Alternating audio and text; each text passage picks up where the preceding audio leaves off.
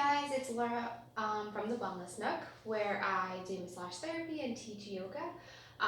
This is another video to go during the self-care, during self-quarantining, where you can't go get a massage, but that doesn't mean you still need to get a massage. So I'm going to just be giving suggestions on things I like to do for myself whenever I hurt myself, what kind of stretches or massage techniques that I do. I am not a physical therapist. I'm not a chiropractor. I'm not a medical doctor.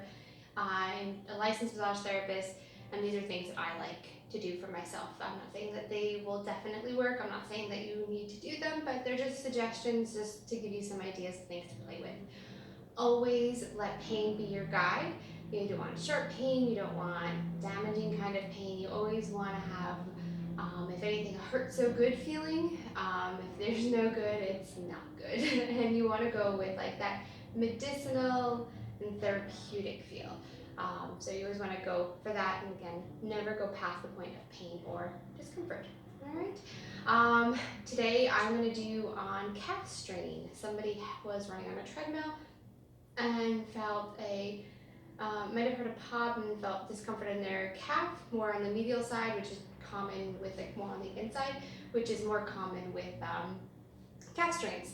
So what first I'm going to recommend with anyone, this person probably already knows this already, but with a strain, you don't want to do necessarily any kind of stretching or anything right away in the acute stage, because a strain is usually tears within the muscle fiber. So any stretching might actually just further damage it right away. So you do want to wait about a week before you do any stretching. In the interim of that, in the first couple of days, you could do rest, ice, compression, and elevation. You can also tape it with like a sports tape or something, where you can kind of tape it, like if the pain is here, kind of take tape here and then pull it tight across. So you would pull it here and tape it across here, and that can take some of the pressure off of that as well. Just in general, you can stay off of it the first 2 days, not being on it as much. That always helps.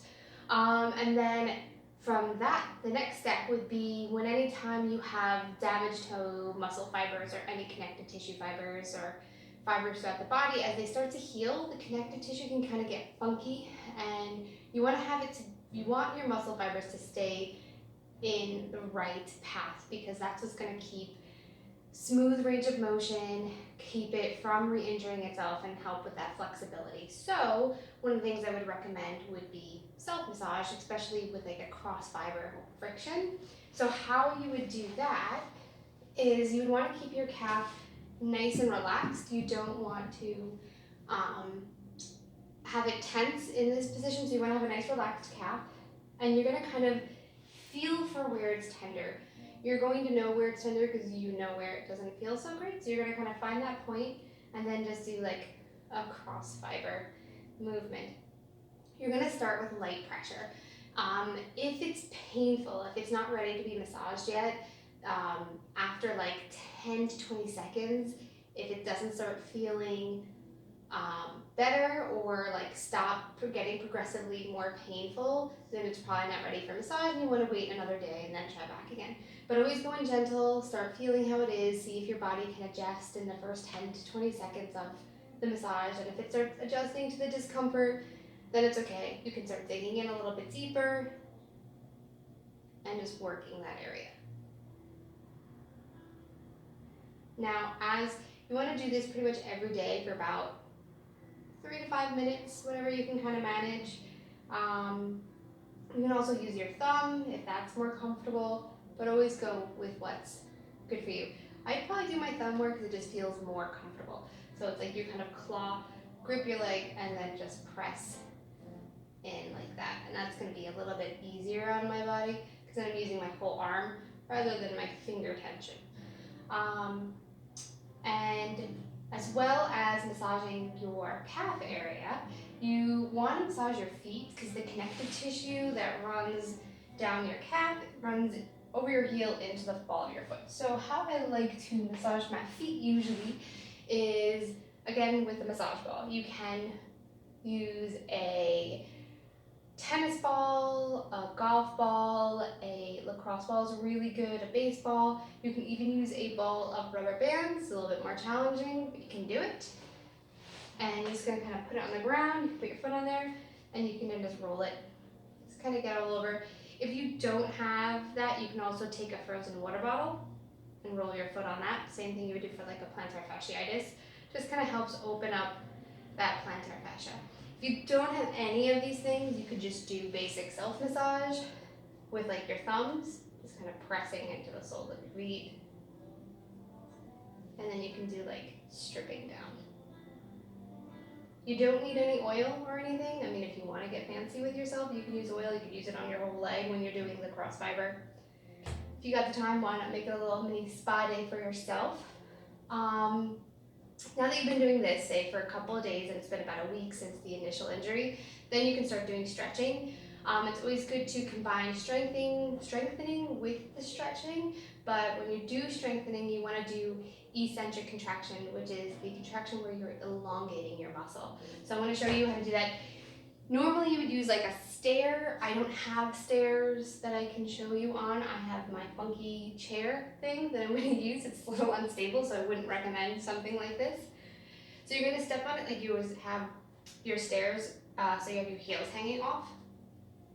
So from here, the key thing is you're going to shift your weight. So we're saying the injured leg is my right leg. So you're going to shift the weight to your left leg. And while the weight's on your left leg, you're going to point up, lifting the heel of your right leg. Then you're going to shift the weight to both feet, have both heels lifted, and then slowly lower the heels down into a stretch. Shift the weight into the left leg, bring your right leg up, shift the weight to both feet, and slowly lower down. You can do 5 or 10 of these.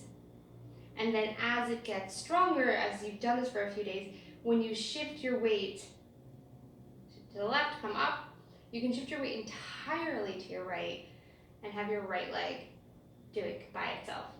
Then you can hold down here in a nice stretch. All right. And that is pretty much about it. It's also good to do some stretching for hamstrings. Again, just to get that full length of the connective tissue. After the acute stage is over, heat is usually really nice. If you actually do maybe like an Epsom salt bath, soaking your leg before the massage that you do every day, or just put like a heating, like moist heat on it before you do the massage, that's actually going to really help soften up that connective tissue, as well as before stretching. But again, wait about a week before you do the stretching, and wait a couple of days before you do the self-massage, and always work with the comfort. You don't want it to start, if it's painful, you don't want to keep going. So after that 10 to 20 seconds, if it's not starting to plateau with discomfort or start feel better, then you back off, maybe wait until the next day. All right, also argan oil is really nice for alleviating stuff. That's what I use on myself, as well as like a CBD cream is also really good. All right, guys, if this video was not for you, but you do have aches and pains that you don't know how to address for yourself, well, you can't go get a massage, you can reach out to me via email at appt@thewellnessnook.com, Laura, Laura, @thewellnessnook.com. Go to our website, www.thewellnessnook.com, go to the Contact Us page and fill that out. You can message me via Facebook through the Wellness Nooks Facebook, or comment on the video on YouTube, and I will hopefully get to your video since I've got time. Anyway, guys, hopefully that helped, and hope to help you soon. Bye.